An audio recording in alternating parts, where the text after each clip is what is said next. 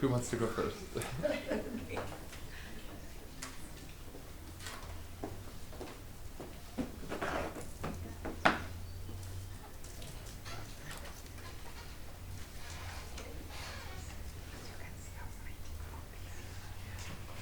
Right, so good afternoon. So my name is Anchemtai from iLab Africa, Strathmore University. I'm a software developer as well as a researcher and student, all three things in the institution there. So in iLab Africa, I'm part of the e-health development team. So we work with different companies to come up with information systems that would, so health information systems that are applied in hospitals or online reporting tools. So this background brought me to my research today, which is to look at improving interoperability of health information systems, so rather looking at the data exchange of these systems.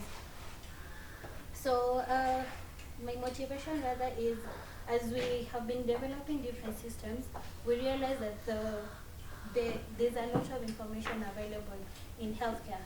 However, when it comes to planning, service delivery, decision-making processes, it's hard. I could say it's not where we're supposed to be. I don't use the word poor. We're somewhere. There are experts, that the Ministry of Health.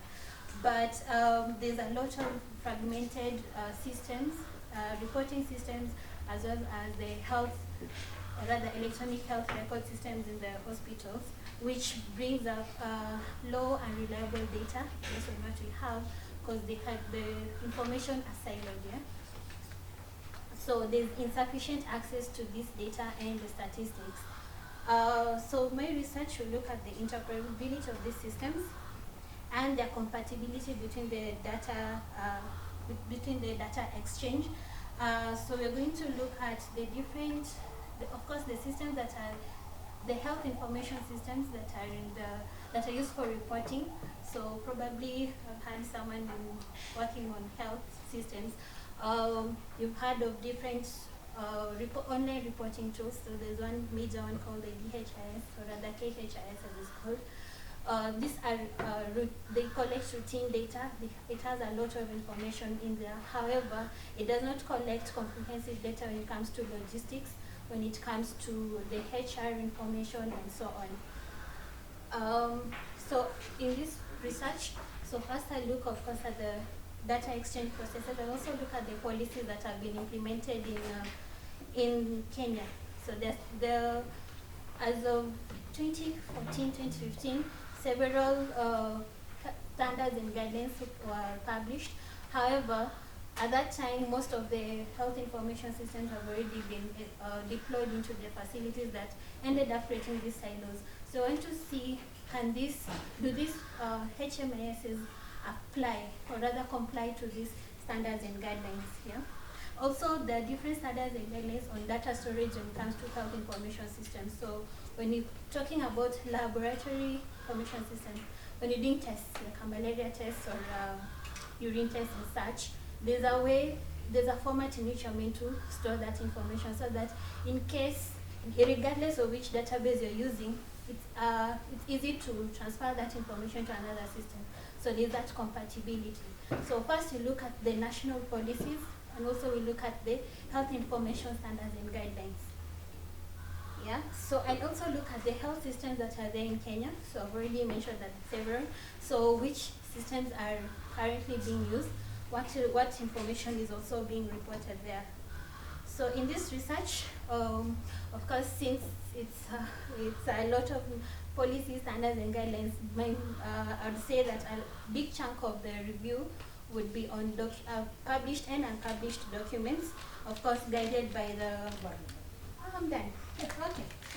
Guided by Prisma, in case someone would want to look at that, and also agile methodology, specifically the core design methodology to look at, or rather to involve the stakeholders, which should be, which I mentioned here. So the expected results, of course, would be to ensure that, or rather, not ensure, what are the recommended health policies and how do these systems comply with them, and also what is the model that you can use to ensure that data exchanges is successful between these systems. Yeah, so right now in iLab, of course, as I mentioned, we're working with different stakeholders. Our main stakeholder has been the Ministry of Health, so that's what we've been working with, and I would say hopefully that through this program I would get a specific project in the Ministry of Health a group that works with policies, standards, and guidelines in Kenya. Thank you. That was 5 minutes. Just 10 seconds of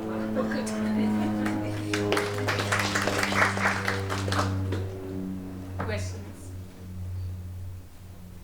I have a question. Oh, there are questions. I have two actually, so we'll go right to the back and then come back to you. Logistics. Right? Who's interested in logistics? See, the DHIS, the way it is done, there's a few donors came up with a few sections, and then the overworked MOH staff will have to fill in 1,000 forms because each donor wants their own specific things, and they never seem to agree on a few standard things to do. So that's the one problem we're going to find. Second is interoperability. Yeah. So I am a funder, I come with the system, somebody I come with the system, so these things talk to each other. Okay. Can we tell MOH to say DHIS is the system we want to do that? Does the policy say something like Right. that? So as I know, there are two policies that were implemented recently. That's the e-health policy and the health standards and guidelines policy. So in this document, these two documents, they specify that if any new system that comes up, it has to go through the Ministry of Health, as well as I think NACOSTI for approval, or rather the REX. So in that case, if you want to implement a system, first they have to look at the relevance. So yes, you're coming up with a malaria project. You want to just to